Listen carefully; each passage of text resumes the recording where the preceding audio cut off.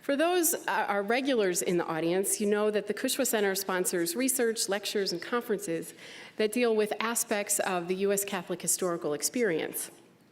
And we're delighted that today's events allow us to connect a historical document to the present and to the future. And we're very grateful to our collaborators in Notre Dame's Office of the President and to the 4 other university presidents who joined tonight's panel.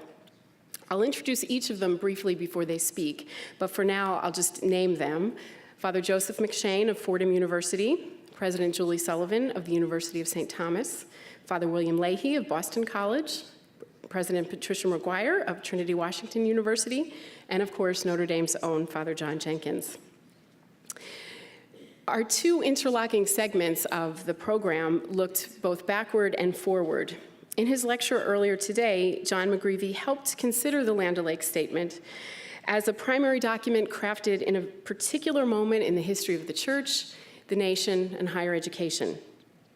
Tonight, we also look into the future and ask what relevance this singular source has at a very different moment in Catholic and in U.S. history.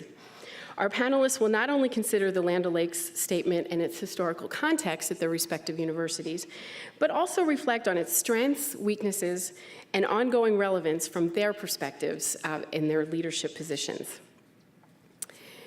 Those who were here earlier today already heard me say this, but as I look out into this audience composed of many students, many faculty members, staff, administrators, friends of Catholic colleges and universities, I think back to when we first started thinking about this event, recognizing that this milestone anniversary was occurring.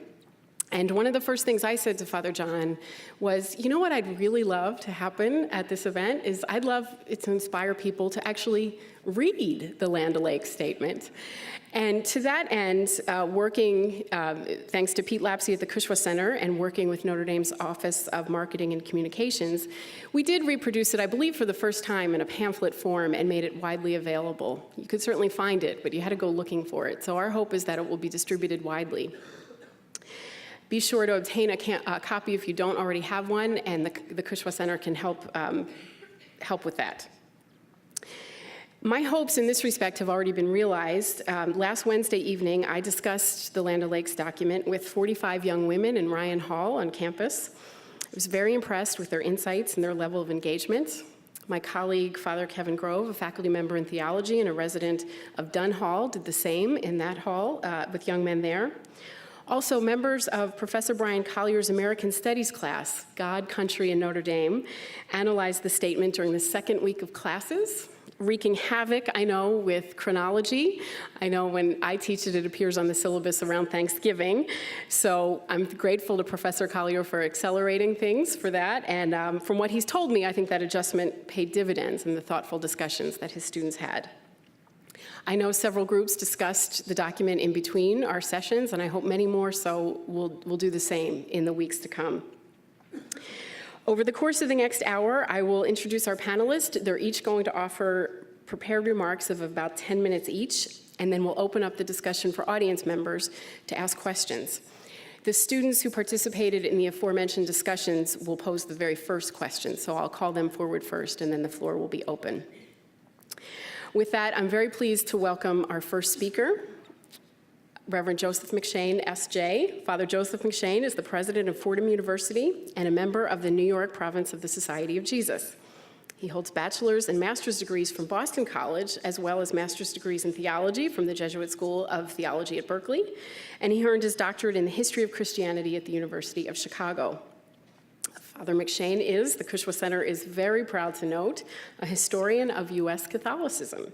He is the author of Sufficiently Radical, Catholicism, Progressivism, and the Bishop's Program of 1919, which I read in graduate school and admired greatly.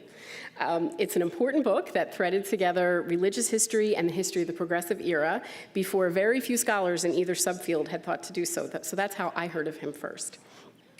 Before taking up his current position as president of Fordham, he served as a member of the Department of Religious Studies at Lemoyne College in Syracuse, New York, and served as the dean of Fordham College at Rose Hill until 1998, when he became president of the University of Scranton, a post that he held until he was appointed president of Fordham in 2003. Please welcome Father Joseph McShane.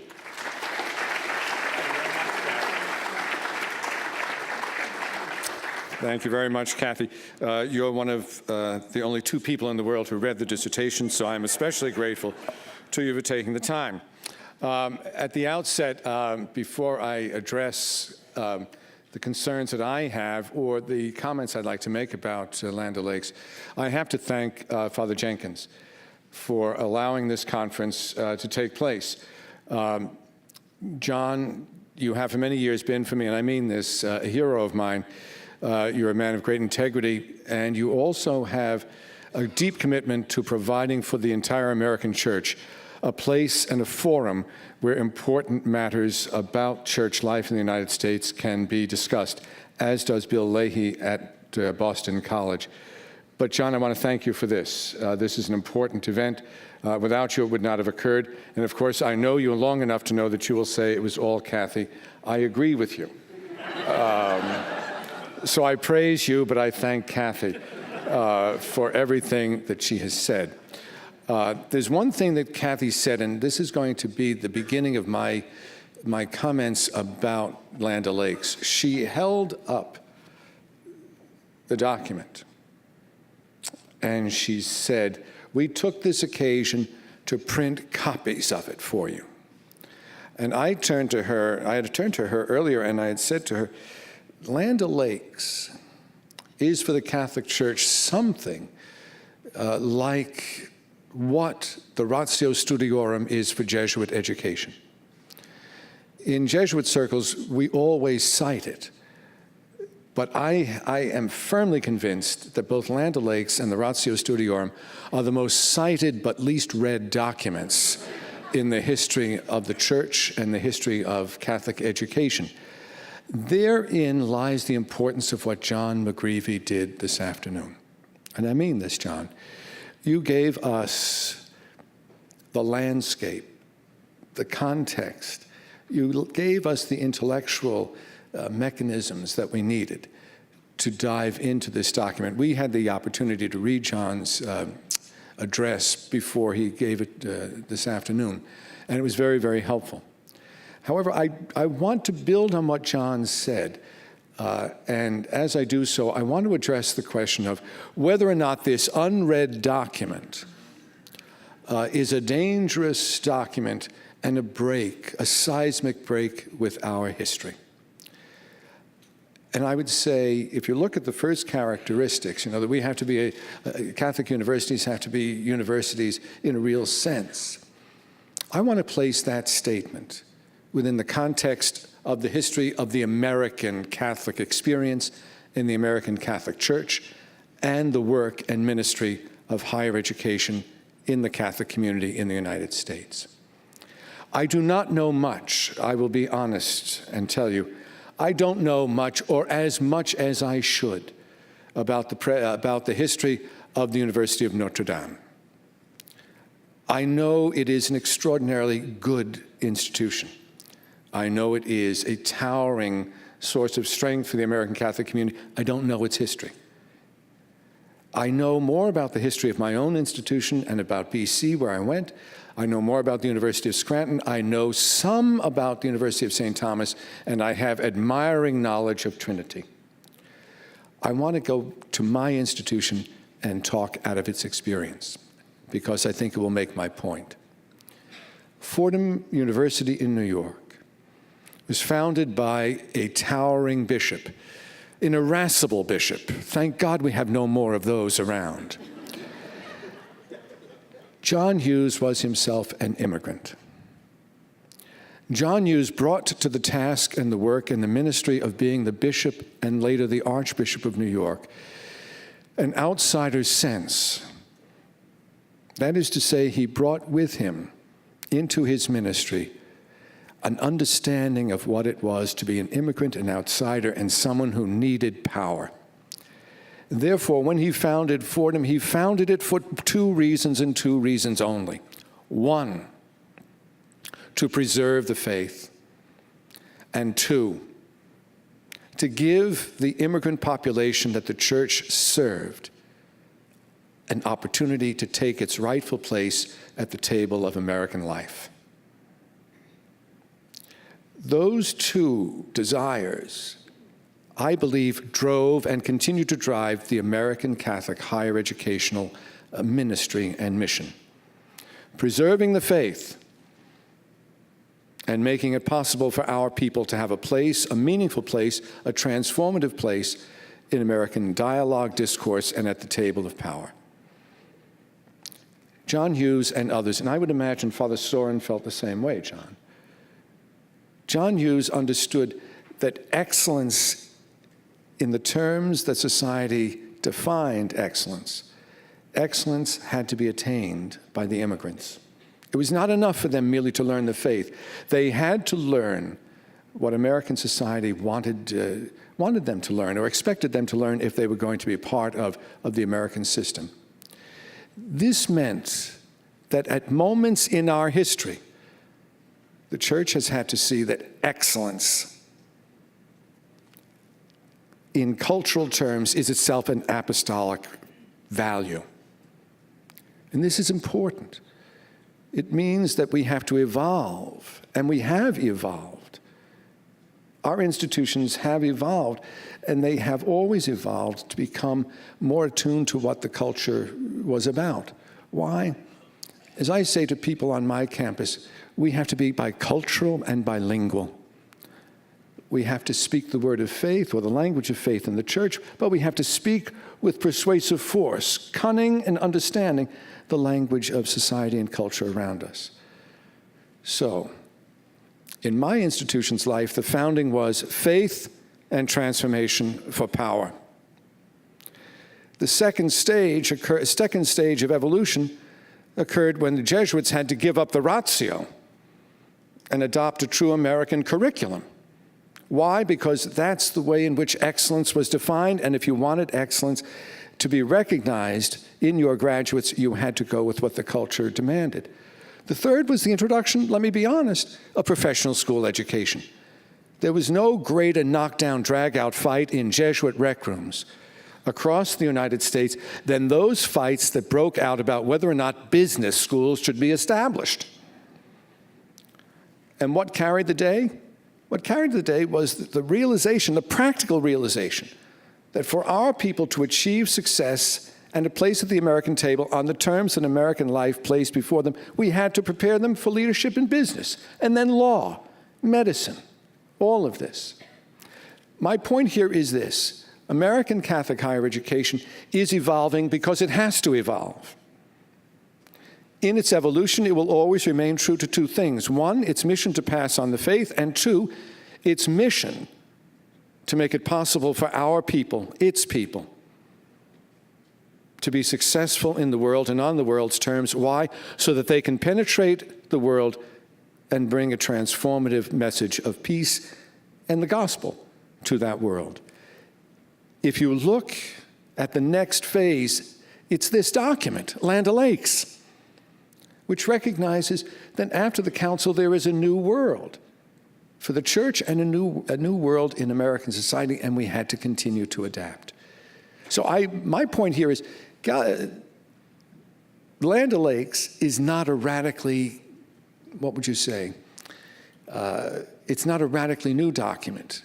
It's a document that is completely at one with and consistent with the evolution that our institutions have been through and about. I say this because it's important for us to understand that, some of its detractors say, oh, it's a radical break with our tradition. It's not. Rather, I think it is completely consistent with our tradition, and especially the two emphases that have always grounded and directed what it is that we do in American Catholic higher education. Preserve the faith and prepare people for positions of real leadership and transformative power in American society by making them recognizably excellent in ways that American society would see excellence. Thank you.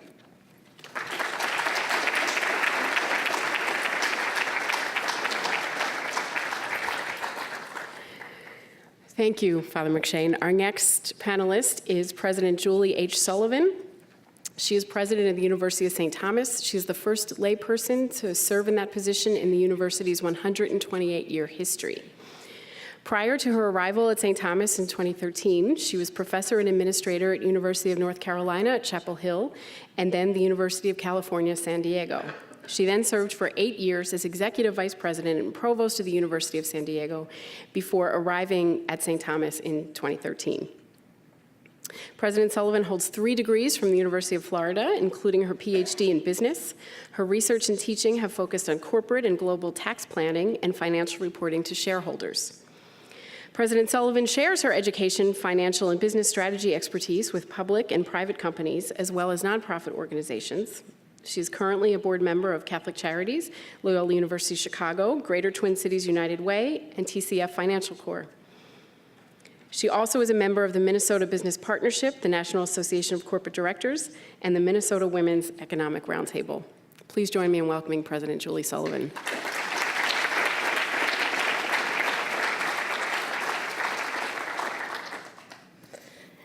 Thank you, Dr. Cummings, and thank you, Father Jenkins, and thank you to the Cushwa Center for hosting and sponsoring our discussion this evening. I'm honored to be a part of it. And in response to the question I was asked when Dr. Cummings was giving my background, not only am I the first lay president at the University of St. Thomas, that also makes me the first female president at the University of St. Thomas. But let me start with the simple question that I think really frames all of our discussion today and this evening, and that is, what is a Catholic university? Is it Catholic first? Is Catholic the noun? And is university the modifier or the adjective? Or is it university first? And is university the noun? And Catholic is the modifier or the adjective? Or is Catholic university an integrated phrase? Is Catholic university a noun in and of itself? Like the founder of Fordham, the founder of the University of St. Thomas, would say he was creating a Catholic university, a noun in and of itself. Our founder was Archbishop John Ireland, also a visionary at that time in our country. We were founded in 1885 in Minnesota. For those of you who think St. Thomas is in the Virgin Islands awaiting Irma, no. And we were founded by an archbishop who had resettled a number of Catholic immigrants from primarily Ireland and Germany. They had first come to the northeast part of our country, and they were struggling to make a living. And he resettled them on what was then abundant Minnesota farmland. He realized after he had given them a way to at least sustain their families that really what he needed to do is give them the skills and the knowledge and the education to become a part of the public dialogue in our country, to be the public intellectuals in the state of Minnesota and in the United States of America.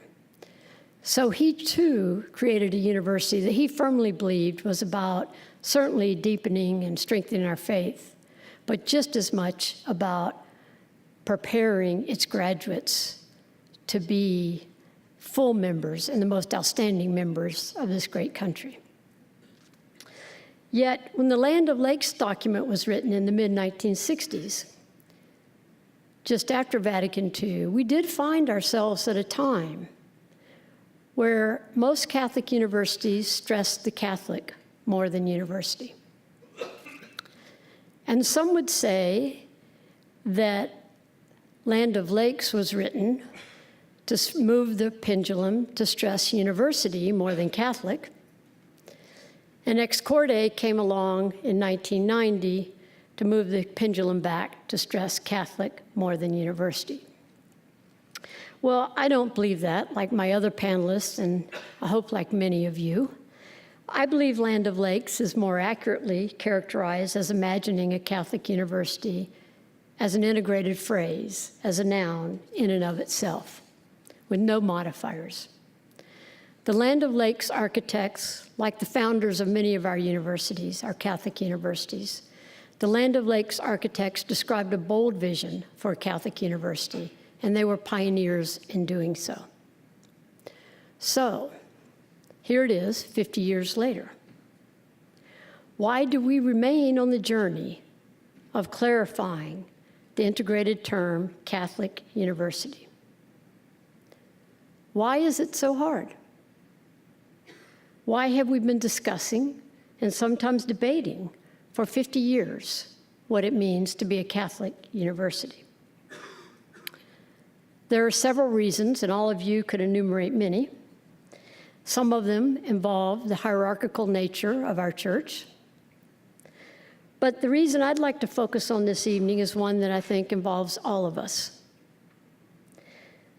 There is a well-documented human tendency to sort ourselves and our views and our affiliations into clear dichotomies. This human tendency has been magnified of late in our country. Increasingly, we view ourselves as either this or that. We're either liberal or conservative. We're either Republican or Democrat. We're either black, brown, or white. We're either urban or rural. We're either Christian or non-Christian. We're either educated or not educated, rich or poor. And we limit both our in-person and our online encounters to interactions with those who live, believe, and think like we do, and thus reinforce our own worldviews. I'm sure many of you have read or heard about the book, The Big Sort, which describes how America came to be a country of cultural division, economic separation, and political polarization over the past 40 years. Recently, there also have been articles and discussions in high-profile media outlets about a similar polarization in the American Catholic Church. A polarization that some describe as one between liberal and conservative Catholics. Some describe it as between Catholics who focus on sexual ethics and Catholics who focus on social justice. As a result of this polarized segregation and isolation, we are losing our ability to meaningfully discuss our similarities and our differences with respect, compassion, and sensitivity. I believe there are many parallels to these dichotomies in our church and in our nation, and this unresolved struggle, which began with Land of Lakes, to move away from the ongoing debate of whether it's Catholic first or university first, and to focus on defining and living the integrated term Catholic University. As Catholic universities, if we can bridge the gulf and encompass all, Catholic and universities, maybe we can be a role model for bridging other divisions in our church and in our country. Bridging the divide between those who stress Catholic and those who stress university within our communities doesn't mean we all move to the middle. Quite the contrary.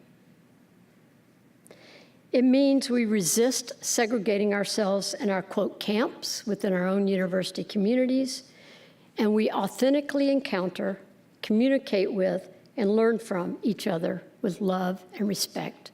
It means we make room for our differences. What would this Catholic university look like today? Let me highlight just a few of the characteristics. A Catholic university is devoted to integral human development. We are concerned with the intellectual, moral, and spiritual development of all persons. The foundational principle of the Catholic University is respect for and promotion of the dignity of all human persons. All human persons are created by God and thus are sacred. This Catholic University today includes Catholics and non-Catholics with that same commitment. Some members of the Catholic University will be pursuing their spiritual development by focusing on the orthodoxy of their faith. Others by focusing on the personal commitment or piety of their faith. And others by focusing on the social mission of their faith. The Catholic University welcomes the inclusion of ideas, thoughts, and differences. We do not exclude issues of modern society and culture. We do not exclude doctrinal or non-doctrinal, orthodox or unorthodox argument and thought. There are related lessons learned from the historical and current free speech debates on American campuses. In the 1990s, similar time as Vatican II, University of California, Berkeley, Chancellor Clark Kerr explained his decision to allow controversial speakers, actually some who people thought were communist, on his campus by saying, "The university is not engaged in making ideas safe for students. It is engaged in making students safe for ideas." Encountering those with ideas or faith perspectives counter to our own is a crucial step in fully shaping and strengthening our own convictions. What would be non-existent in this Catholic university today? Dichotomy and separation, hatred and discrimination, any group's claim to superiority. Such notions violate the fundamental principle that we are all the same in the eyes of God. In light of recent events in Charlottesville and elsewhere in our country, the U.S. Conference of Catholic Bishops explicitly reiterated the Church's stand against the sins of racism, white supremacy, and neo-Nazism. Clearly, we must stand against these same sins in a Catholic university.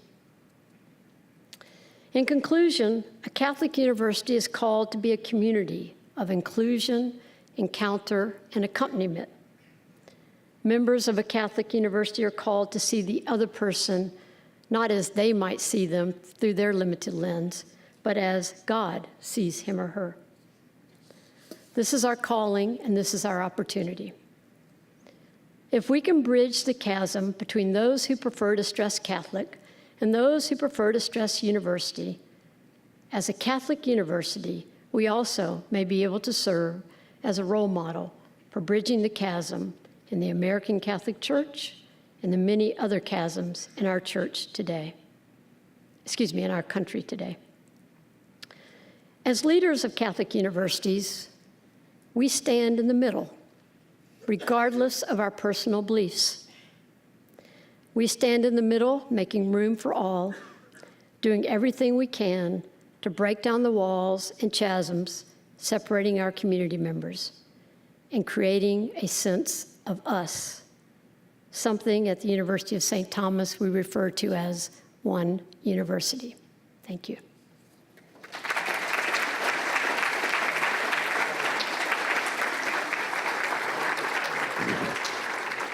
Thank you, President Sullivan, for that beautiful reflection and very hopeful vision. As I was reading the Land O'Lakes statement many times, again and again this summer, I was struck by the optimism in it and the hope that it represented. And in so many ways, that's what makes our era different, is a lack of optimism, and you expressed some of that. So I'm very grateful. You expect a very hopeful, I'm grateful for your hopeful vision. Our next panelist is Father William P. Leahy, the 25th president of Boston College and a member of the Wisconsin province of the Society of Jesus. Father Leahy moved to Boston College in 1996 from Marquette University, where he served as a faculty member in history and then as executive vice president. Father Leahy holds his PhD in history from Stanford University, a master's in U.S. history from St. Louis University, and master's degrees in divinity and sacred theology from the Jesuit School of Theology in Berkeley. He is the author of Adapting to America, Catholics, Jesuits, and Higher Education in the 20th Century, as well as a number of scholarly articles on U.S. religious and educational history. Father Leahy serves as a trustee of Santa Clara University and Creighton University. He is a native of Iowa, so we're glad to be able to welcome him back to the Midwest today. And despite what you may have heard at Notre Dame, we are always happy to welcome colleagues and friends from Boston College, just as long as it's not a football weekend. Any other time, so you've hit right between two football weekends. That's the obligatory football joke. I will say that 3 of 5 Cushwa staff members hold degrees from Boston College, so our staff meetings are very ecumenical. We talk about BC a lot. Please join me in welcoming Father Leahy.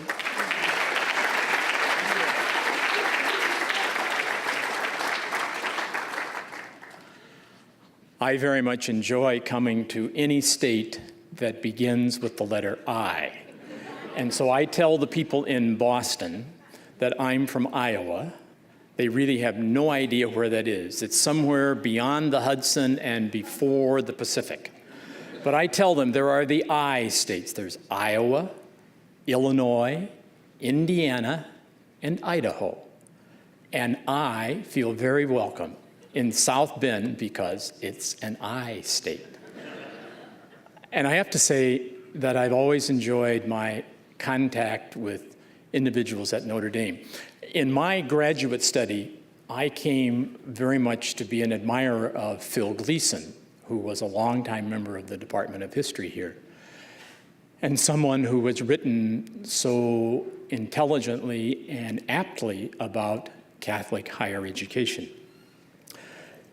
And we're here to talk about the Land O'Lakes statement. And I think that's very important for us to do in our day, to look back at what was an attempt by leading educators and officials of the Catholic Church to reflect upon where is the church and where might Catholic higher education go in the future. So that's my starting point for my remarks. I'd like to look at this document in terms of what it said then, but also how might it apply to us? And in doing that, I think there are three parts of this document that are important in a very particular way. John McGreevy talked a little bit about context. I'd like to delve into that a little bit more, because we live in a time where there are obvious challenges, great opportunities, but that context, I think, needs to be understood. Second, I think in this 50th anniversary celebration, we're looking at what was the impact of Land O'Lakes. So I want to talk about its contributions. And then I think we have to be realistic, and we need to acknowledge there were deficiencies. So I want to talk a little bit about context, the contributions, and the deficiencies of Land O'Lakes, with the hope that all of us will think about how that might apply to us in wherever we are, whatever stage of life we're in. So in regard to context, there are people who think Land O'Lakes began the movement to secularize Catholic higher education. I just think that is absolutely wrong. And as John McGreevy noted, the move to add lay members to boards of trustees and to separately incorporate the founding religious community from the institution began before Land O'Lakes. In fact, a newspaper article that's worth reading is the January 22nd, 1967 New York Times front page article talking about the move at St. Louis U, but also referencing what Notre Dame was talking about doing in adding lay people to its board, and implicit in that was talking about also separating the religious community corporation from the institution.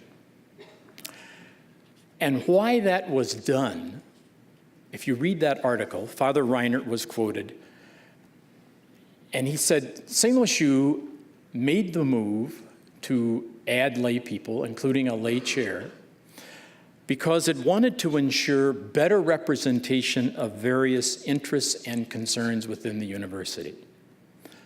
Second, the university wanted to strengthen its influence and ability to raise funds and friends. And then third, which permeates, I think, our day, although we may not acknowledge it as much, it may not be as lived as it was in 1967, to increase the engagement of laity called for by Vatican II. I think we need to remind ourselves about, we're still living in the implementation phase of Vatican II. And that context of Land O'Lakes also had another controversial section, and you see it referenced in some of the critique of Land O'Lakes in the last 6 months. And that has to do with that phrase about a true autonomy and an academic freedom that is outside or somehow separated from any external authority, anything external to the academy. I was saying to someone earlier, it's too bad it was called a true autonomy rather than a necessary autonomy. I don't think any of the individuals who were at Land O'Lakes had any thought or desire to separate themselves or their institutions from the church.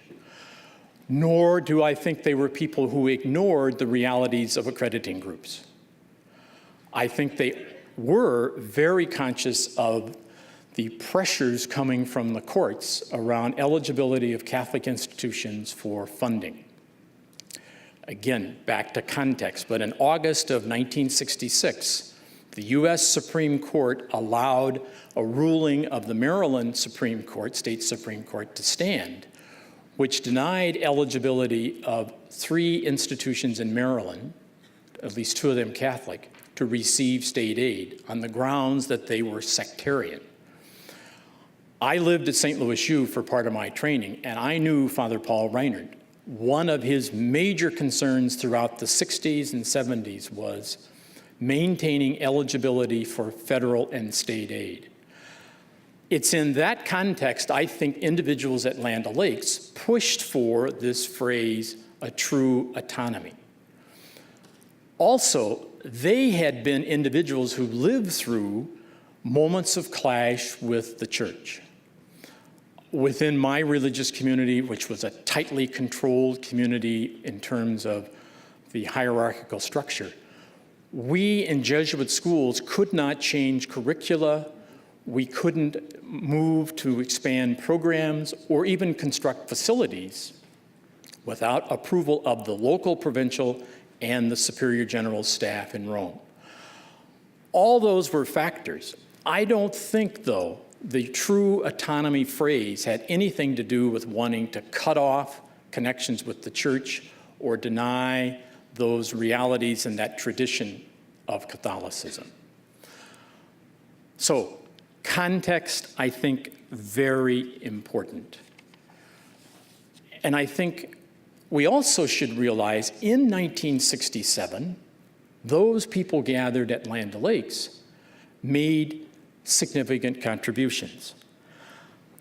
I think at the time it was a fresh, optimistic vision for Catholic universities, one that stressed the importance of being committed to academic excellence and called for Catholicism to be perceptibly present and effectively operative. Perceptibly present and effectively operative. That still is a challenge. And that's why I think it's good to reflect on this statement. It's by no means the last word. They didn't intend it to be that way. Every age has to have a dialogue with its tradition and its roots and come up with fresh formulations. That's what Land O'Lakes did in 1967. That's what Catholic higher education needs to do in the next 5 to 10 years. What's this new formulation? A lot more could be said about this contribution of these individuals. And I would say as they did their effort to help revitalize Catholic higher education, they had things they didn't see, or they didn't give what we today might say adequate weight. For example, I think as they looked to the future, they had almost a simplistic view of how theology and theologians could permeate an institution and at least guide, if not shape, the discussions within the wider university. Newman had a similar kind of approach, John Henry Cardinal Newman. St. Ignatius Loyola also was influenced by the Thomistic corpus of ideas that he grew up in. But I think Land O'Lakes was simplistic. I just think it's so difficult, first of all, to find enough quality theologians, and then find entry points in a university context for that kind of dialogue and that kind of influence to take place. I also don't think the Land O'Lakes writers and those present understood, it was too soon, but I don't think they understood how Vatican II had upset the Catholic culture in the United States around authority, understandings of authority, what was going to go on in religious life, and how to introduce laity to new roles. I think there was a hope and an optimism that was overdrawn by the writers of the Land O'Lakes document. I also wish the Land O'Lakes document had spent more time on describing what are, in their view, to be the essential elements and the mutual benefits of an institution that is a university and also one that's committed to being Catholic. How to bring those together remains part of our agenda today, and it will be, I think, for some time. How to be university and Catholic. It's still a struggle. And I'm not looking for something that's unique. I think it has to be something that's distinctive. But what I believe the church needs, and I think Catholic universities and Catholic colleges need, is we need that mutual interchange between our heritage as Catholics and part of the Catholic intellectual tradition, but we also need the church to have the advantage of this place that allows the church to interact with the modern culture. So what I wish had happened in Land O'Lakes, and what I hope we will do better, we're making strides, is describe how the Catholic University in 2017 can be more and more a meeting place between faith and culture, mediating the church to modern culture and modern culture to the church. You have on this campus a statue of Father Hesburgh and Father Joyce, and there's a quote on that statue from a speech that Father Hesburgh gave in which he described what a Catholic university should be. And that quote, as I remember it, says, a Catholic university should be a bridge, it should be a beacon, and it should be a crossroads. I think that's so apt for us as we think about 1967 and Land O'Lakes. But how are our institutions going to be this meeting place? Julie talked a little bit about some of the tensions in our day, and how do you have individuals of varying points of view or beliefs come and be a community. That to me is the great enterprise. And so 1967 was this attempt. We have a document, not the last word by any means. And so I guess my closing thought would be for all of us, limitations, yes, in Land O'Lakes, but many contributions because people who came together with vision and commitment, and they believed firmly in mission. And what animated that mission was vision. If you go look at Proverbs 29:18, it says, where there is no vision, the people perish. That's still true. That's especially true, I think, for Catholic colleges and universities. Where there is no vision, the place perishes. Land O'Lakes gave us a vision. It's up to us to dialogue with our tradition and articulate our vision and then mission and have decisions that flow accordingly. So thank you for letting me come to this I state.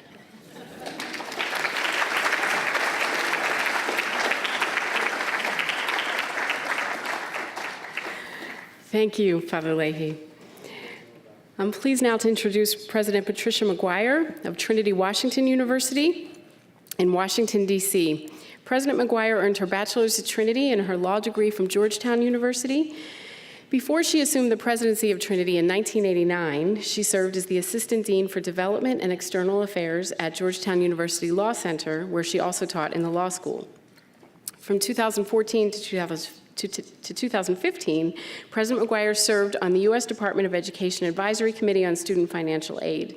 She received the Carnegie Award for Academic Leadership in 2015 from the Carnegie Corporation. In 2016, the TIAA Institute honored McGuire's accomplishments by giving her the Hesburgh Award for Leadership Excellence. Washingtonian Magazine has included her in her list of 150 most powerful people in Washington and 100 most powerful women of Washington. She currently serves on the board of directors of the Greater Washington Board of Trade, the Washington Metropolitan Consortium of Universities, Catholic Charities of D.C., and the D.C. College Success Foundation. I'd just like to add a word about Professor McGuire's leadership in the context of the history of Trinity. So we heard about the founders of Fordham and the founders of St. Thomas, towering figures in American Catholic history, Bishop Hughes and Archbishop Ireland. But the founder of Trinity College in Washington, D.C. was an equally towering figure in Catholic history, and her name was Sister Julia McGroarty. She was a member of the Sisters of Notre Dame de Namur. And when she set out to found Trinity in 1897, there were Catholic academies for women, some of which were granting the baccalaureate degree. But what Sister Julia wanted to do is to found explicitly a new institution that would be a Catholic women's college instead of an academy making a gradual transition to such. And not surprisingly, it aroused a lot of opposition. And there were people that told her she should just start an academy, that that was good enough for women. And Sister Julia liked to say that Catholic women needed a university that was on par with the Seven Sisters, with Bryn Mawr, with Wellesley. And the phrase that she used was she wanted to enlarge women's lives to suit the times. It's a wonderful phrase, and as I've followed President McGuire's leadership at Trinity for these many years, I really can't think of a university president that embodies that founder's vision and the way she has continued to enlarge women's lives in ways that suit the times, that are very different times from 1901 when Trinity opened, that are very different times from 1967. So it's a particular pleasure for me to welcome you here to Notre Dame.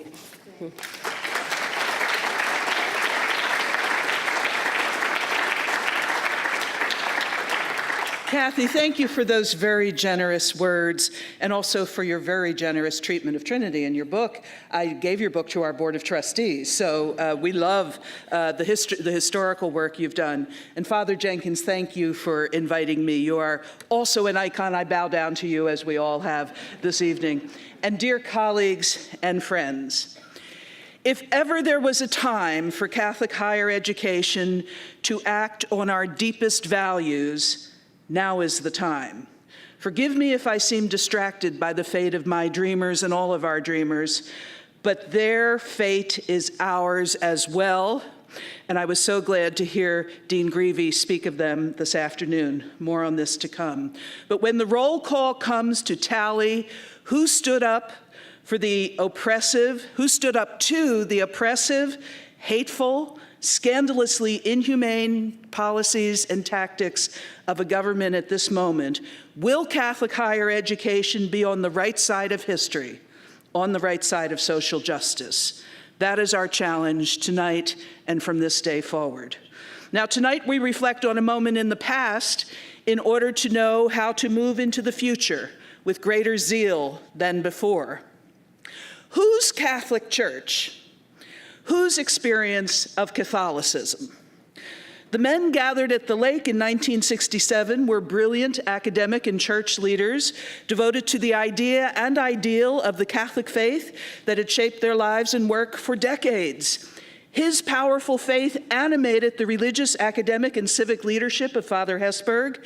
He and his colleagues were icons, revered by many of us even today, so it's hard to say the slightest critical word about them. I risk my Hesburgh Award in going there anyway. Theirs was a rarefied world of seminaries and Vatican consultations and learned discourses among similarly disposed, powerful men. A major motivating force for their gathering, not the only force, but a major force, was the problem of power. Simply put, some powerful men, the hierarchs, wanted to tell them, the university presidents, how to run their schools in the name of religion, for good reason, while the presidents wanted to tell the bishops to back off in the name of intellectual and institutional freedom, also for good reasons. Both sides staked their turfs with an ardent claim of responsibility for the stewardship of the magnificent institutions they led, the then young but growing Catholic universities and the ancient magisterial Catholic Church. But they were shaped by their own cultures and historic circumstances. They had a vision of globalization, to be sure, but they could hardly have imagined a Catholic Church in which the dominance of the traditional white European population became eclipsed by populations of African, Latin, and Asian Catholics. They could hardly have imagined an Argentinian pope making common cause with the poorest and most displaced souls of this earth, asking a simple question: who am I to judge, with a reverberating force shaking the foundations of conventional Catholic wisdom? They could not have imagined a Catholic university that looks more like a field hospital than a great library. They could not have imagined our students at Trinity today, mostly Black and Latina women, immigrants, and many undocumented dreamers now so at risk, materially impoverished, but spiritually robust, albeit praying in the words and rituals of many different faith traditions. They might not even have recognized Trinity as Catholic today. Heck, even back then, they barely recognized us or recognized our legitimacy. There were no girls allowed at the lake. There were no liberal arts colleges either. No Black, Latino, or Asian voices or experiences to inform and perhaps mediate the deliberations. In the preamble, they went to some length to explain why persons of other faiths were not present in their circle, while remaining silent on the exclusion of Catholics who were different from them. Now, in the worst case, we might say that we were excluded because they didn't think we were worthy, as they, to wrestle with such profound issues of ecclesiology and institutional stewardship. More charitably, perhaps, they truly believed they could speak for all of us, that it was their gift that they could represent the interests of the entire academy and all of Catholicism on our behalf. But what Catholicism? And for whom? As I read the Lakes document, I had some insight about why the women weren't there. Religious women educated their students for lives of service and action for social justice, in keeping with their congregational missions. Scholarship was important, but teaching was dominant. The sister presidents of 1967 also had their hands full coping with life-threatening changes undermining the women's colleges, declining enrollment because of coeducation at the men's colleges, and also the budget havoc arising from the loss of contributed services as the nuns left after Vatican II. But the women who led the Catholic women's colleges also understood and confronted the larger questions that the men at Land O'Lakes pondered, the questions about autonomy of governance and quality of the faculty. In 1966, a year before the Land O'Lakes meeting, Sister Margaret Claydon, a sister of Notre Dame who was Trinity's great president from 1959 to 1975, was also chair of the National Catholic Education Association, and she said this at one of their meetings, and I quote, "None of us can continue to operate under any sort of double standard in regard to the faculty. Religious and lay faculty members should be governed by the same policies regarding appointment, retirement, and responsibilities. Regarding the boards of trustees," she wrote, "the only criterion for appointment or election to the board should be competence in a special area rather than holding of an office of authority in a religious community." She then went on to speak of mission, quote, "As institutions in the era of post-Vatican II, Each has the responsibility to become much more involved with problems of the local community. We should be identified with the servant church and work toward creating programs to help alleviate the misery of poverty and of the poor, close quote.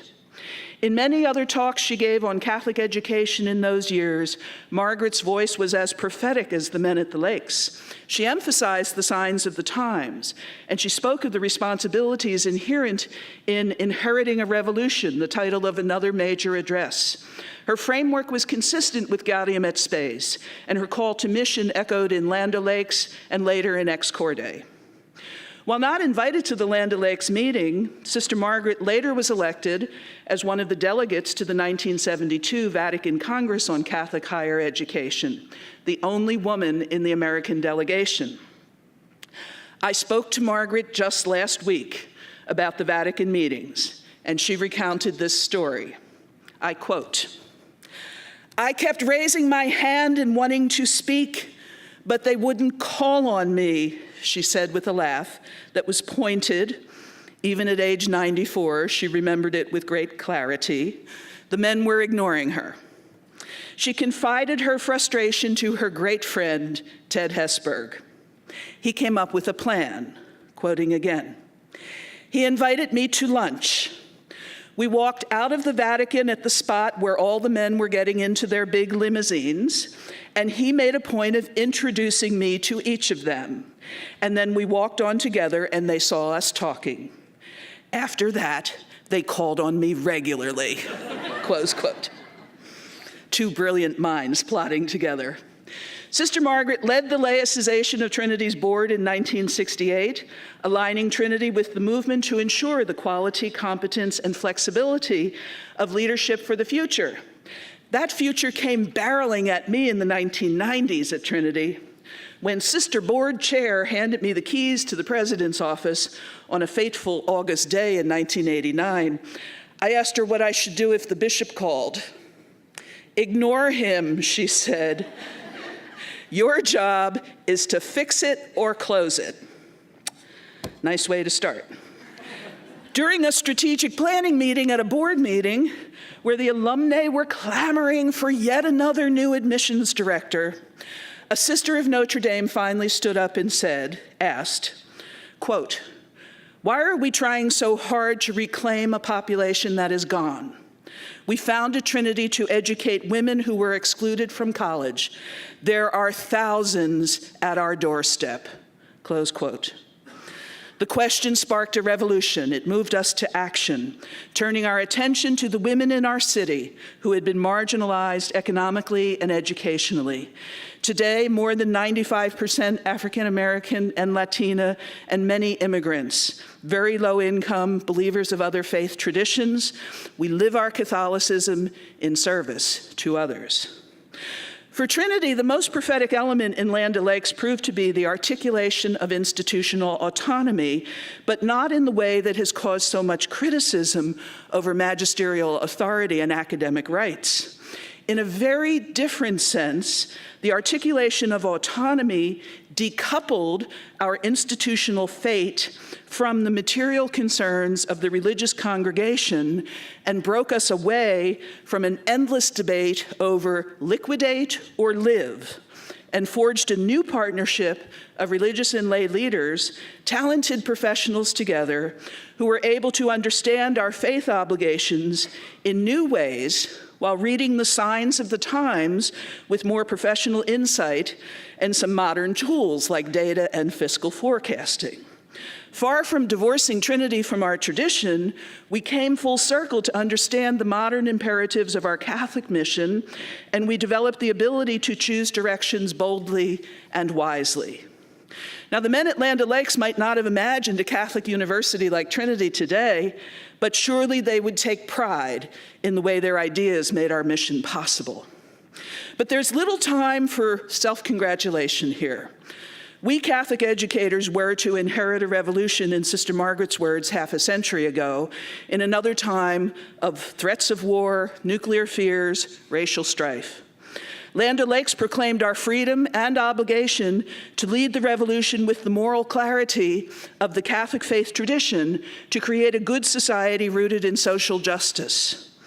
50 years on, the revolution seems exhausted as our nation suffers through a paroxysm of hatred and fear-mongering such as most of us have never known. Sadly, some well-educated Catholic citizens and public leaders have contributed to this state of affairs, a fact that should give Catholic higher education pause. Let this moment of reflection on Land O'Lakes be an urgent call to hear Hesburgh's call for engagement anew, for renewal of our obligation as Catholic leaders and Catholic universities, standing together with our diversity as our great strength, to confront the signs of these times, particularly the evils of racial hatred and human oppression infecting our nation with so much sorrow, suffering, and fear. We must be fearless advocates for justice, for our dreamers and all immigrants, for our students and colleagues of color who still experience so much racial oppression every day, and for all those in our human communities who suffer discrimination and rejection and even violence because of who they are.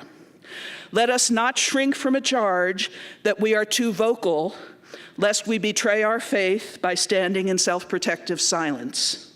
Let us find ways to open our institutions even wider to the human community that needs us, including welcoming even more low-income students of color, more dispossessed immigrants of this earth, and finding the means to support their educations. Let us recommit our great Catholic institutions of higher education to use our deep intellectual, spiritual, and tangible resources for the advancement of the gospel imperatives, to restore hope, to enlarge charity, to make justice and peace for all God's children seem possible once more. Whose Catholic Church? Ours. We are the church. And whose experience of Catholicism? The whole human families. Let's stop worrying so much about ourselves. Let's be there in solidarity and service for our brothers and sisters who need us so very much. Thank you.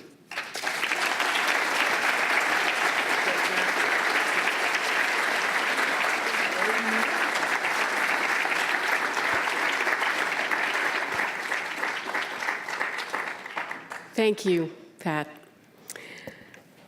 And now we introduce our fifth and final panelist, a man who needs no introduction, and it is a rather daunting thing to introduce him to this audience, I must say, but I'm very pleased to present Father John I. Jenkins, the 17th president of the University of Notre Dame and a priest of the Congregation of Holy Cross.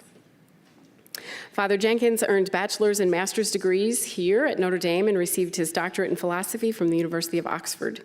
He also earned a Master of Divinity and a licentiate in Sacred Theology from the Jesuit School of Theology at Berkeley. That's a theme this evening. Before becoming president in 2005, Father Jenkins taught in Notre Dame's philosophy department and served as vice president and associate provost at the university. An expert in medieval philosophy, Father Jenkins is the author of Knowledge and Faith in Thomas Aquinas and of numerous scholarly articles published in the Journal of Philosophy, the Journal of Religious Ethics, and the Journal of Medieval Philosophy and Theology. In 2010, he was elected to the American Academy of Arts and Sciences and later appointed to the Academy's Commission on the Humanities and Social Sciences. Father Jenkins has received widespread recognition for his work. Just to cite one accolade, in 2011, the Commission on Presidential Debates elected Father Jenkins to its board of directors in recognition of his efforts in promoting civility in public discourse. And I cite that because that was really the guiding vision as we were putting together our vision for this panel. And it's really been an honor for me to discuss with Father Jenkins his own thoughts on Land O'Lakes, which many of you have read. He expressed so beautifully in his America article of earlier this summer. So thanking him for that and thanking him for the generosity that enabled this program to take to reach the level that it has, for the generosity of his office, the efficiency of his staff. I'd just like to take this opportunity to say thank you, Father Jenkins, for all that you've done to make this happen. Please help me.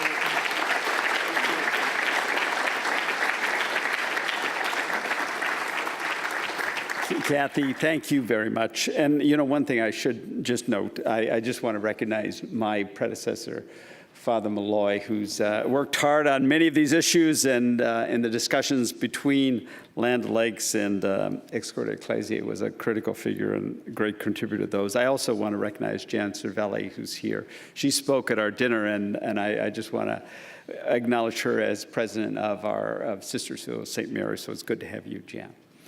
One of the things that struck me here is that these are very different perspectives. People have different disciplines. We have a couple of historians. We have accomplished administrators. Pat McGuire's prophetic words gives us another perspective.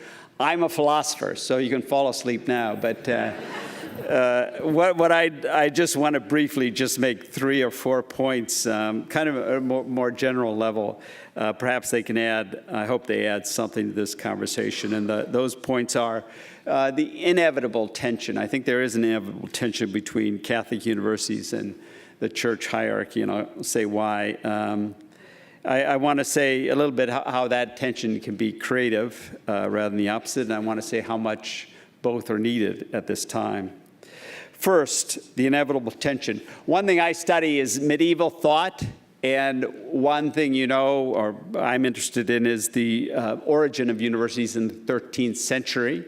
And what is clear is that from their origin, they were controversial institutions. Some of the controversy had to do with these newfangled religious orders, groups, Dominicans and Franciscans, and how they fit into the hierarchy. But a good deal had to do with the doctrinal issues. In 1270, as I'm sure every one of you know, there was a condemnation by the Bishop of Paris of certain trends in theology, emphasizing a certain pagan philosopher named Aristotle. And though St. Thomas Aquinas was not mentioned in that, many think that he was an implicit target. It wasn't mentioned because he had such prestige and reputation for holiness. But that was an example of that tension which exists. And you can see why. I think that the role of the magisterium is to say with clarity and conviction the teachings of the faith. The role of universities are to raise questions, to offer different perspectives, to challenge, to let us see otherwise. Those two are inevitably in tension. That's what I want to say.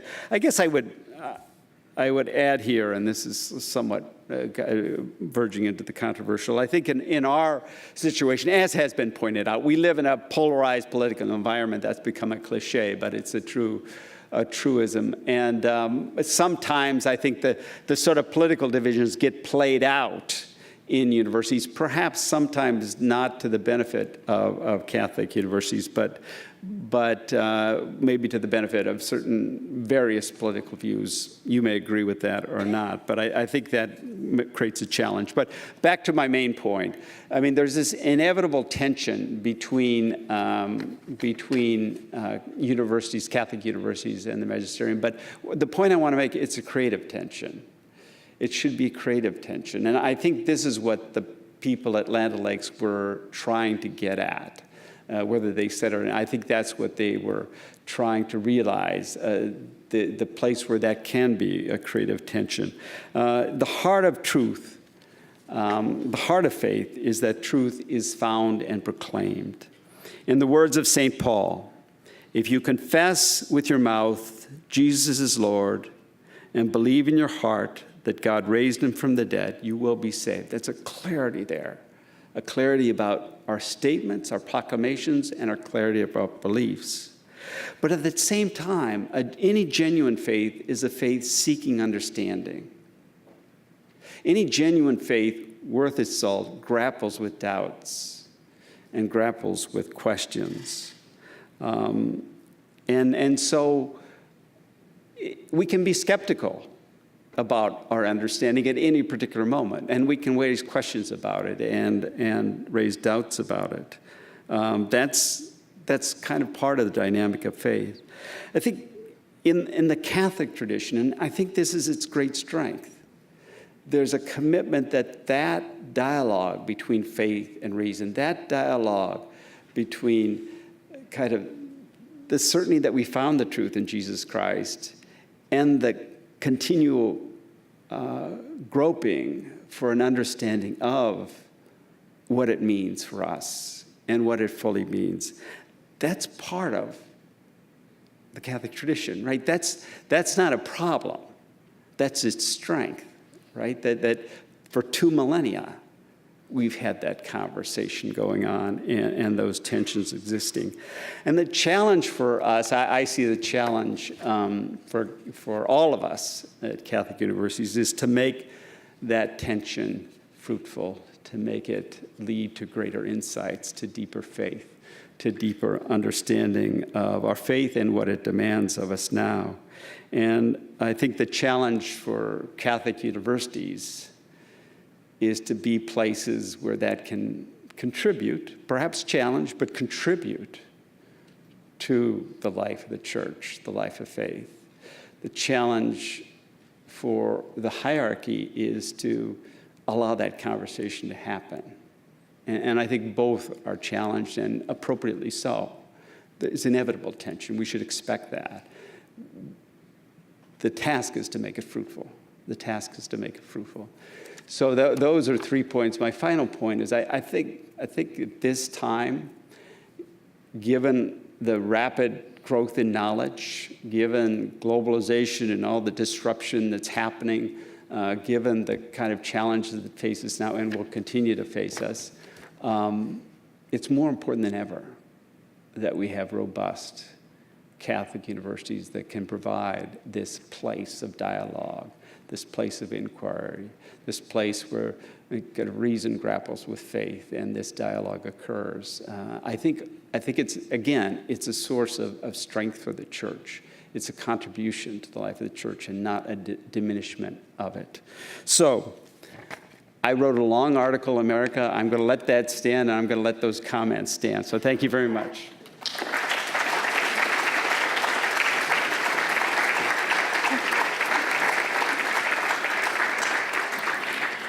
Thank you, Father John.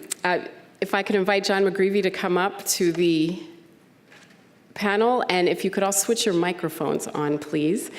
As I mentioned, we're going to start the questions with some undergraduate students who have already discussed this document. So I'd like to call to the podium Laksumi Sivanandan from God Country Notre Dame to ask the first questions. Laksumi, thank you. Good evening. Thank you for being with us today. I really appreciate it.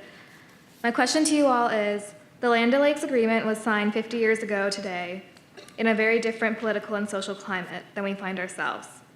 Do the goals represented in this document truly reflect the role of a Catholic university in the 21st century? If not, in what ways should the document be altered to be more encompassing of the needs of all people attending or impacted by Catholic universities?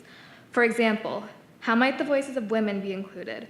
What might they bring to the table that was excluded in the first iteration of this document? Thank you. Thank you, Laksumi. So we won't have every president answer every question, just in the interest of time and engaging as many people as possible. But if anyone feels, if one would be the first respondent to that, please go ahead.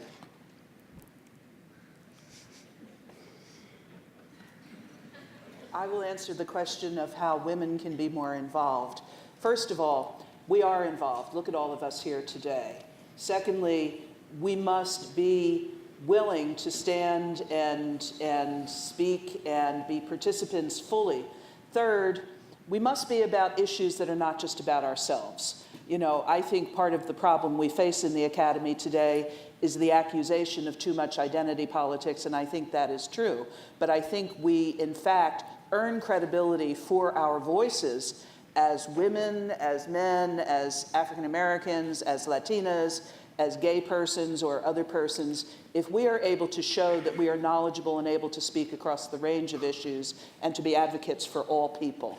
So I would say yes, women, of course, yes, every other person, of course, but we must be engaged with all of the issues. Why is it important not just to be there, but why are we there? And that is for the service we give to others. So that is my belief that I try to teach my own students, actually. Be there for others and you will be there.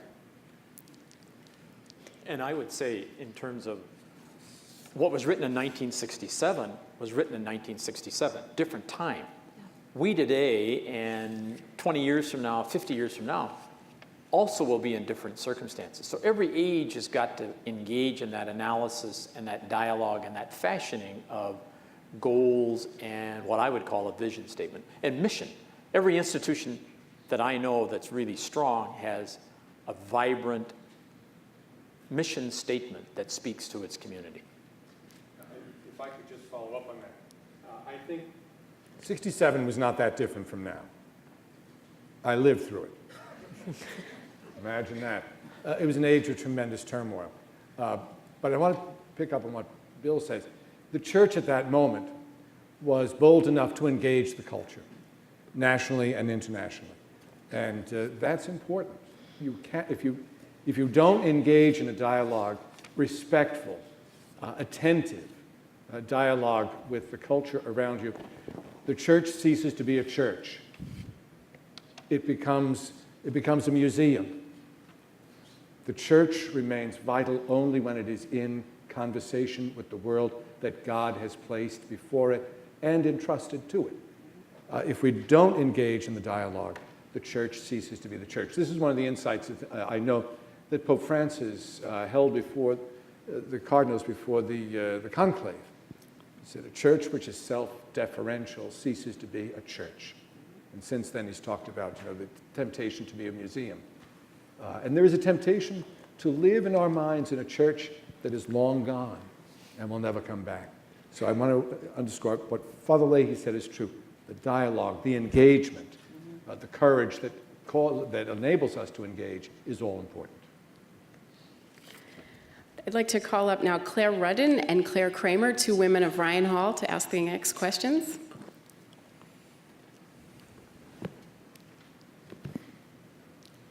Thank you all for your inspiring words on this document today. My question has to do with the text of the document itself. In Section 5 of the Land O'Lakes Statement, it states that the university should carry on a continual examination of all aspects and all activities of the church and should objectively evaluate them. Do you believe that Catholic universities have lived up to this ideal? And if so, how have they been able to objectively evaluate the actions of the Catholic Church? I'd like to start with an answer to that. Actually, if I had had more time, I would have addressed that in my remarks. Actually, I don't think we've lived up to that very much at all. And I think there are some really serious questions that I wish Catholic universities were able to use our scholarly resources to take a much more progressive look at and to do the research around. I think the first issue of the future of the priesthood and the future of ministry is extremely important, and I don't say that necessarily as an advocate for women's ordination or any such thing. I know that's supposedly off the table. But I think we can't just sit here and ignore the fact that the nature of ministry is going to change in the next 50 to 100 years, and that includes all of religious life. And I see a lot of studies that sort of walk around the issue, but I don't see what are we going to do in the future. Where are we going to really take this idea of ministry in our church with changing roles? I think the second thing, not to be overly provocative, but I think the Catholic universities seem to have been very silent on the whole sex abuse issue. And I think that's a huge topic, and maybe it's something for our law schools, our schools of education, not only our philosophers, but also our psychologists and so forth. I think there's a whole world of examination there that our universities, because that has had a major impact on the Catholic Church in the United States, and yet we don't see scholarship on this particular topic. So those are two, they're hot button issues, I know, but we can't be afraid of them. And right now, I think there's some walking around those issues.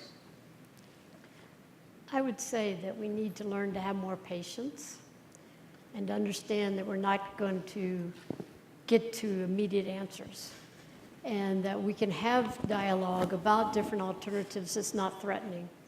It's dialogue. It's trying to deepen understanding. And if we could maybe extend our horizon a bit and be patient and just let ourselves engage in that deep discussion and dialogue.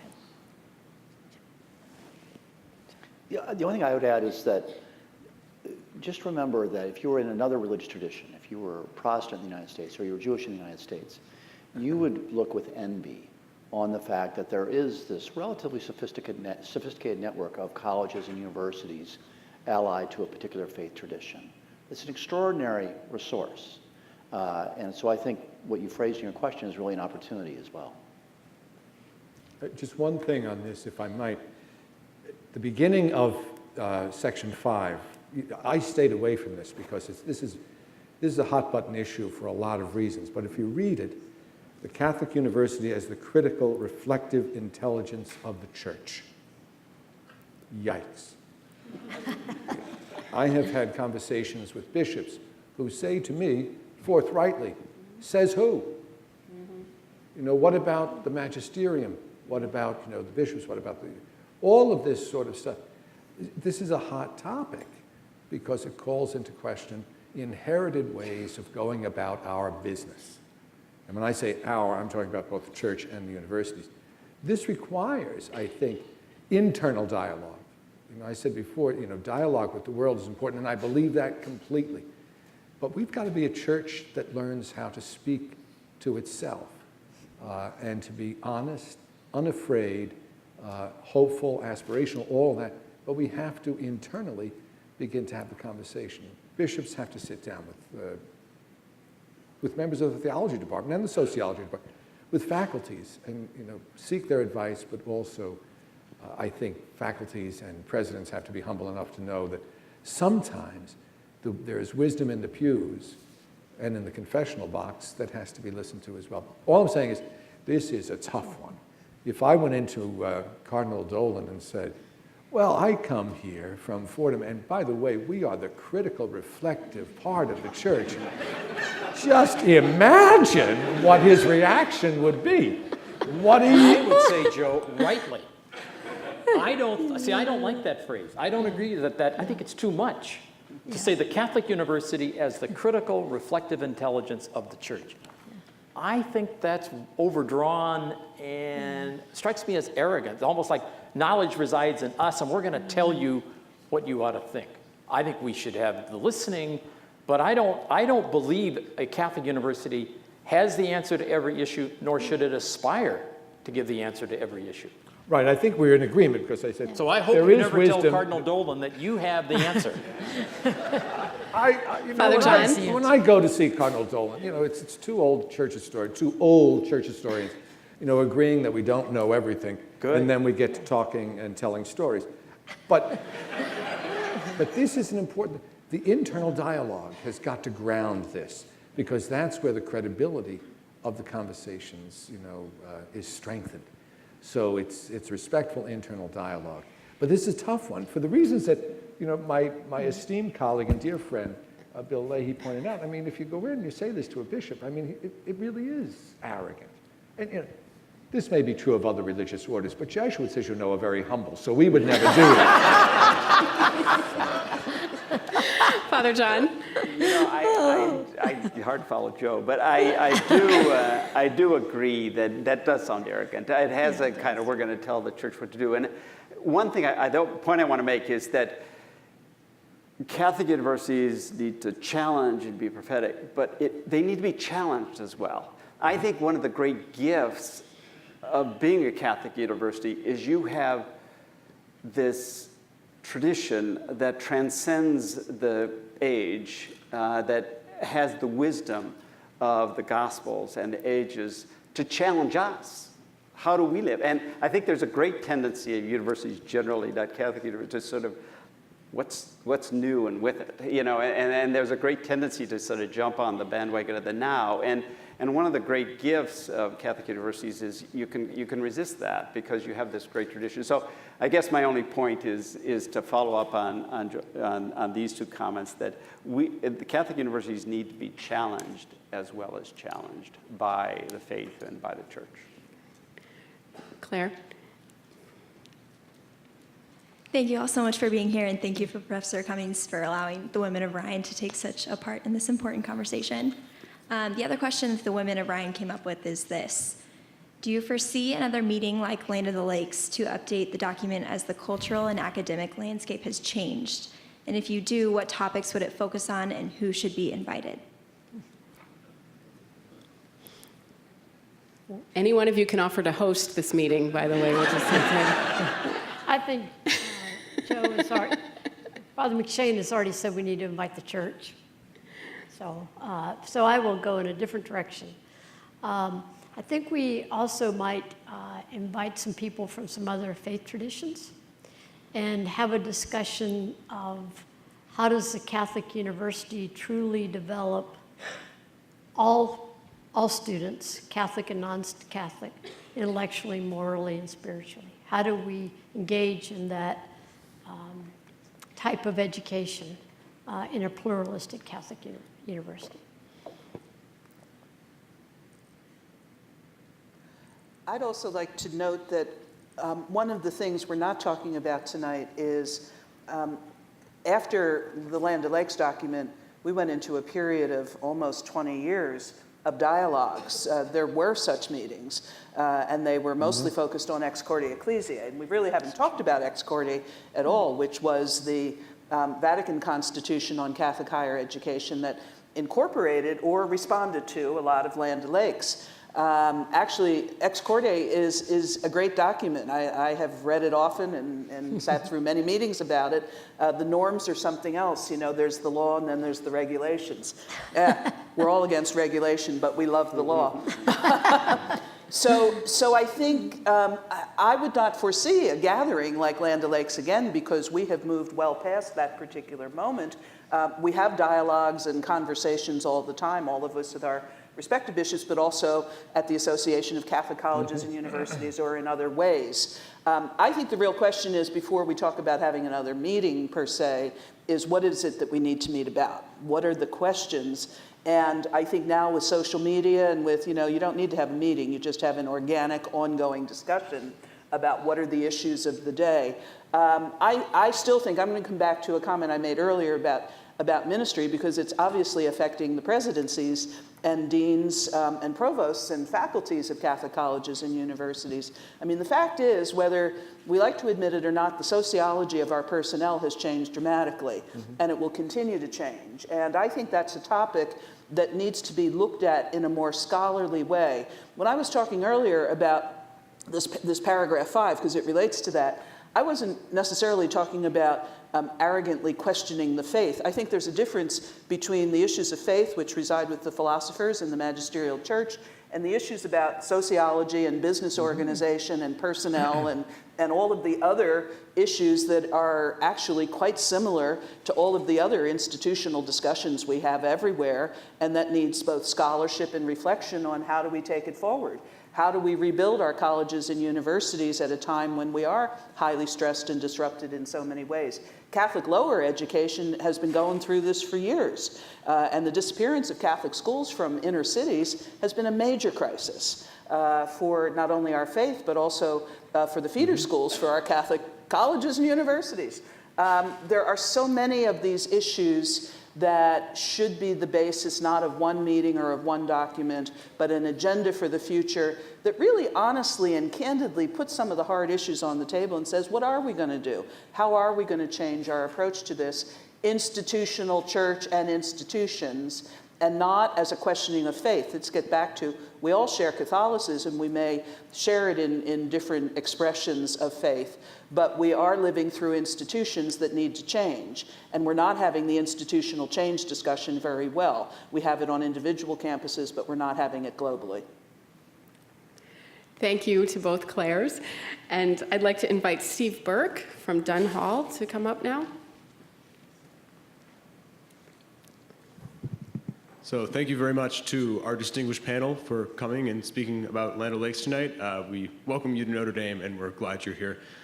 So I'm representing the men of Dunn Hall, who, like Ryan Hall, discussed Land O'Lakes in depth, and we noticed that the statement, and we're talking specifically about sections 8 and 9 here, provides a concrete and very demanding vision of what Catholic universities should provide to students in a learning environment of ultimate questions, where our Christian ideas are lived out concretely, experientially and experimentally in a Catholic community.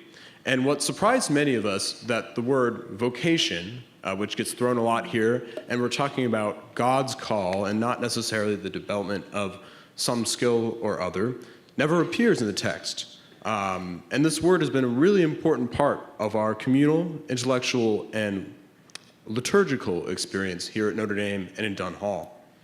And it contrasts with the education as we normally think of it as sort of a compartmentalized skills acquisition. So if you were given the chance to edit this Land O'Lakes document, would you add the word vocation? And how could this word, in a more general sense, serve as an integrating and inspiring demand for all our students and faculty, regardless of religious tradition? And could this help maybe explain our Catholic mission to our secular peers? Thank you. Can I ask for clarification? Yes. Your first name? Steve. Steve. Where are you from, Steve? Northeast Philadelphia.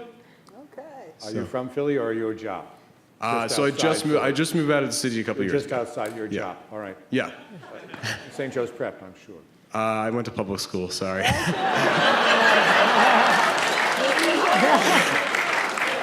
God, country, and Notre Dame, I say. My question to you, Steve, if you don't mind, this is a very important question, but it's a loaded theological question as well. Would you include the word vocation in here? So my question to you is, are you talking about the vocation of a college student? Or are you talking about preparation for vocation in life? Or are you talking about both? I know I personally would speak about it in the second part, especially, so I'm a senior, and I'm kind of starting to look, unfortunately, Father Jenkins, beyond Notre Dame, and what that... He told me that he hoped you'd do an MBA here. But what God's call in my life might mean for my next years here, because often I feel students can often be formed by a vocation that comes from the society. We see the way society thinks we should be formed, but often I feel as if, and I'm trying to explore this year, I'm trying to find what God might call me to be and who God calls me to serve. So look, from my point of view, I think yes. The document would be enriched by the inclusion of vocation as the vocation that will be your vocation for life. I was hoping you'd say both, because I think that at a Catholic institution, and I really do believe this, students as well as faculty, it's easy to say to a faculty member, you are called by God to do this sacred work, this transformational work, the sharing in the work of God himself, of bringing students into the full possession of all the gifts that he wants them to have. It's easy to say that to faculty and staff, and they really believe it, thanks be to God. But I honestly think that to be at a at a Catholic college or university, there's a call for the student as well, a vocation. What is the vocation of a Catholic college student or a student at a Catholic college? I think the president of Trinity, President McGuire, has a very clear idea of what the vocation of a Trinity student is. It's a call within a call. And I would love to have us and you talk about that. There's a missing link here, and that is, should Catholic colleges not only impress upon their students that they have a vocation while they're here, but should we also teach students the art of discernment so that you ongoingly can wrestle with what it is that God has in store for you? And it's not, and I don't ever want to call you, it's hard to follow John Jenkins except when you're taking down notes on what he says. But he pointed us to Scripture, and eye has not seen nor ear heard, nor has it entered into the mind of man what God has in store for those who love him. The art of discernment is called for to figure that out in your own life. So it's a very long way of saying, yes, A. B, I wish you had included both. And C, discernment is the bridge. There you go. Father John? Steve, I think your question is great as it stands, actually. No, sorry, Joe. What does it say, as great as it stands? No, but my point is, I think it's a great question. And let me tell you why. I think one of the greatest challenges facing American higher education is it is increasingly being seen as a commodity. You come, you pay us a lot of money, we give an education so you can earn even more money.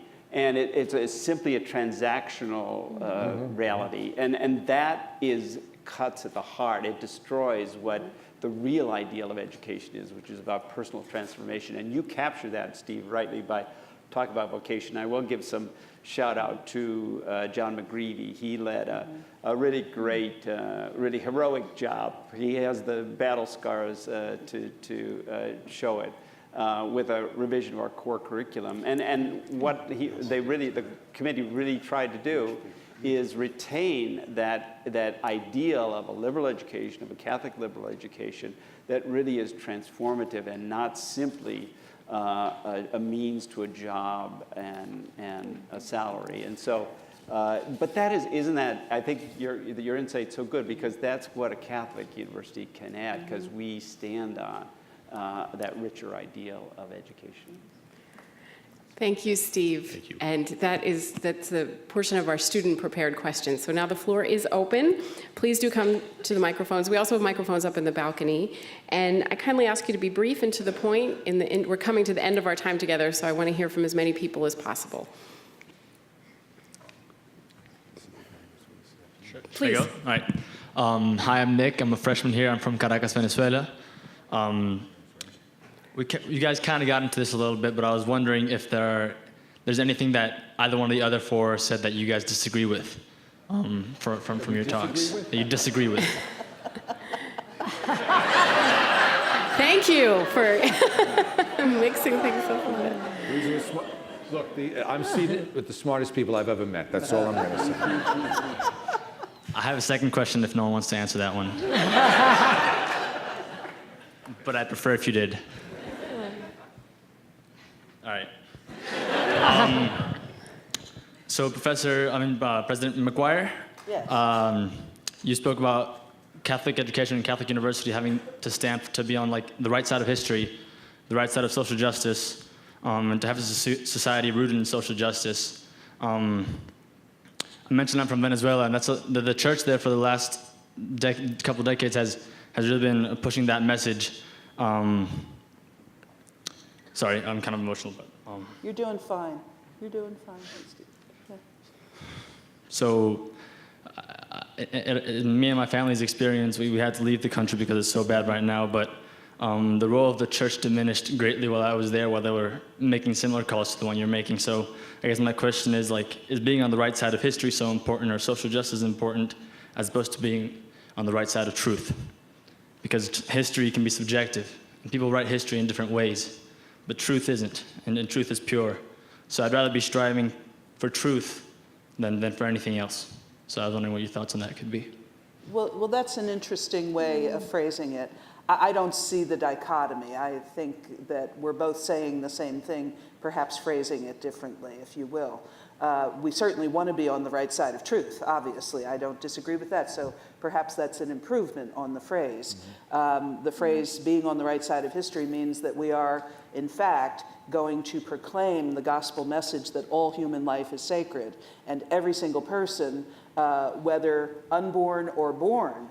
And right now, what we're seeing today, and today's statements from the Catholic bishops have been remarkable on the subject of the Dreamers. I've been so edified today. And what they are doing is calling us all back to the fundamental social justice teachings that start with the dignity of human life.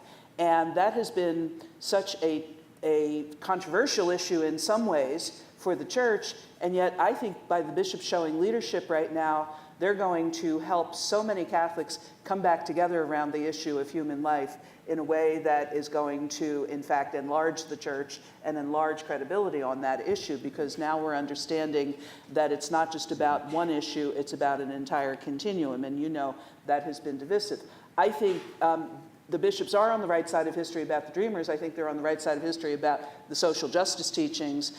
And I think one of the things that is both a sorrow and a scandal for the church right now is that there are so many Catholics who say they're pro-life, but in fact are very happy to deport all the Dreamers.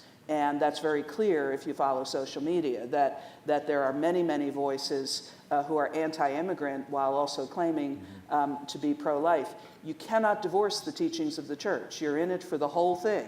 And you have to be in life teachings for the whole thing. You have to be in the social justice teachings for the whole thing. And I think the bishops are trying to find a way to get us all back together under one set of social justice teachings that is the central tenet, the pillar of our faith. And that's what I mean. And I would like to see Catholic higher education. I saw so many brilliant statements from bishops today. I know a lot of presidents have made a lot of statements, and I've read just about all. I wish all of us in Catholic higher education could come together and make a collective statement that is very powerful, the way the USCCB statement came out today, and some of the cardinals. So I don't know if that answers your question. Yeah. I think we're saying the same thing. It's an issue of how we phrase it. So thank you for your phrase. No, thank you. And Father Leahy, I have a funny story about when I was at BC. I was hoping I could tell you afterwards, if you have 5 minutes. We're happy to hear from you. All right. Thank you.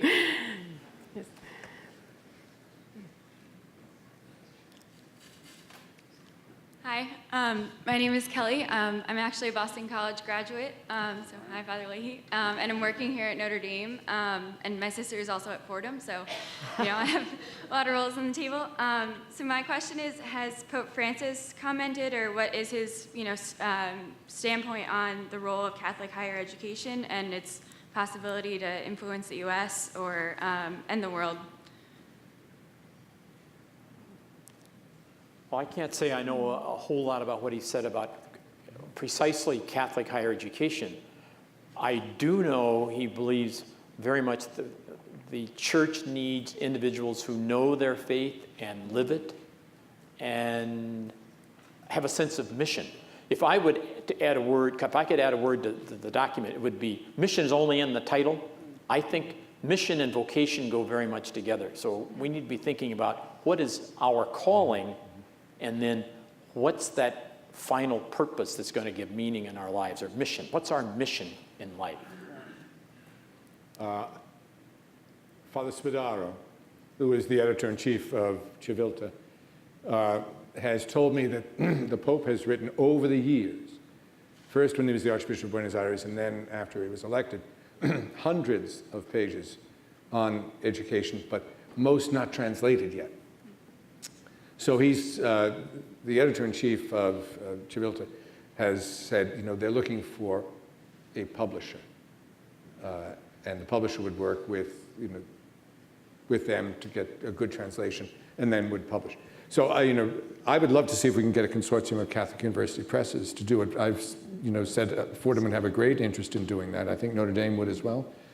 So I think right now, the frustration is we know he has many thoughts and has written and spoken, but most of what he has said has not been translated, so it hasn't come to an English-speaking world with the kind of circulation that I think it probably deserves. So. What year is your sister? She's a senior now. Tell her to stop in, all right? Kniff House. Okay. All right, well, thank you. I think we've come to the end of the official portion of the evening, but luckily there's a reception where you can tell Father Leahy your story, and hopefully we can all share more stories and really give the presidents a break from what has been a wonderful but intense conversation that I hope will continue not only this evening, but continue throughout the coming months and lead to a new articulation of the Catholic University in this present moment. Thank you all for coming. Thank you.